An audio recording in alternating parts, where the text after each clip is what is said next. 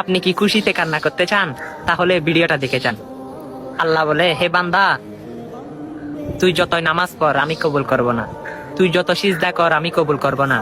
তখন ওই বান্দা বলে আলহামদুলিল্লাহ। তখন আল্লাহ বলে, কিরে, তোর ইবাদত আমি কবুল করব না বলছি, তুই আলহামদুলিল্লাহ কেন বললি? তখন আল্লাহ বলে, এই বান্দা যা, তুই জাহান্নামে যা। তখন ওই বান্দা বলে আলহামদুলিল্লাহ।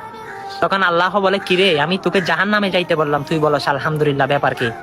তখন ওই বান্দা বলে, আল্লাহ, জান্নাতও আপনার, জাহান্নামও আপনার, এখন আপনি যেটাই দিয়েছেন সেটার জন্য আপনার শুকরিয়া আদায় করতেছি, আলহামদুলিল্লাহ।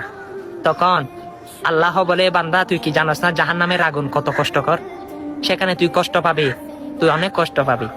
তখন বান্দা বলে, আল্লাহ, যেখানে আপনি আছেন সেখানে যদি আমি কষ্ট পাই তাহলে কেমন দেখা যায়?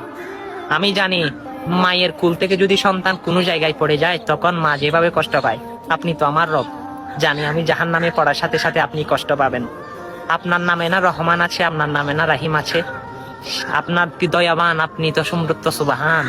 আপনার সামনে যদি আমি জাহান্নামে কষ্ট পাই, জানি আমি আপনার বান্দা, আপনি কষ্ট পাবেন। তখন আমার আল্লাহ বলে, হে বান্দা, আমি তোর কথার প্রেমে পড়ে গেলাম, যা, তোর জন্য ওই জাহান্নাম নয়, আমি জান্নাত বাদেজ করে দিয়েছি। সুবহানাল্লাহ। দেখেন আমার আল্লাহ কতই দয়াবান, আমার আল্লাহ কতই আমাদেরকে ভালোবাসে। আল্লাহু আকবার, আল্লাহু আকবার।